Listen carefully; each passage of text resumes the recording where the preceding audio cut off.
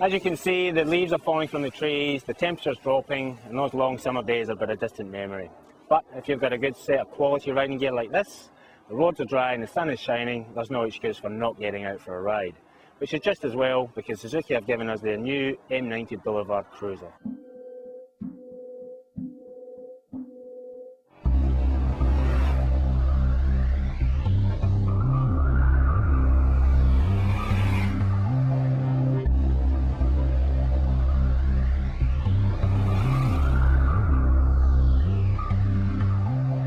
If you're a cruiser fan, you'll no doubt have heard of Suzuki's M109 Boulevard, which is their flagship model.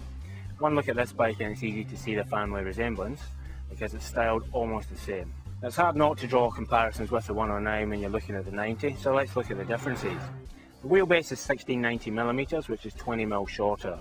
The seat height, 716mm, 9mm shorter. The bars here are 20mm closer to the seat, which in turn is 28mm closer to the pegs. So the riding position is a lot more compact than the 109, but because it's a power cruiser, it's still a bit of a stretch to the bar, so shorter riders might want to look at that before they buy. The first thing you'll notice when you thumb the starter on the M90 is how quiet it is. For a V-twin cruiser, it's really quiet. That may appeal to some, but most cruiser owners I know like their V-twin rumble loud, and these cans will probably get replaced. Now the M90 here, it runs at 1462cc, liquid-cooled, single overhead cam V-twin. It's also almost 20 kgs lighter than the 109, so it's much more manoeuvrable at lower speeds. Helping out there, and at higher speeds, is the rear tyre. It's a 200mm wide rear section compared to the 240 on the 109, and that makes the handling so much easier for less experienced riders. That said, one area where it is let down is the ground clearance. You can turn it in, but it won't be long before the hero bobs on the foot pegs are scraping on the tarmac. That's fine on good hot mix, but on some of our rougher chip seal roads, you could get in a bit of trouble.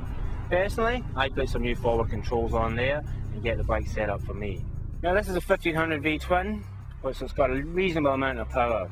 But to be honest, after riding it, the characteristics are more like a sports twin than a cruiser twin. Sure, it's got a lot of torque off the bottom, but this engine seems to come alive the more revs you give it. In fact, it just seems to love revs. It's one of those engines, the more you give it, the more it's going to give you in return. And that's quite uncharacteristic for a cruiser.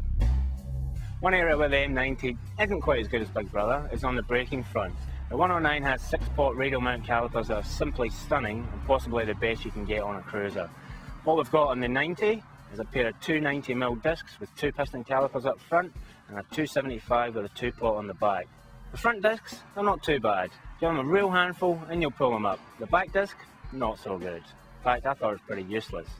But saying that, it's more than ample for this bike's performance.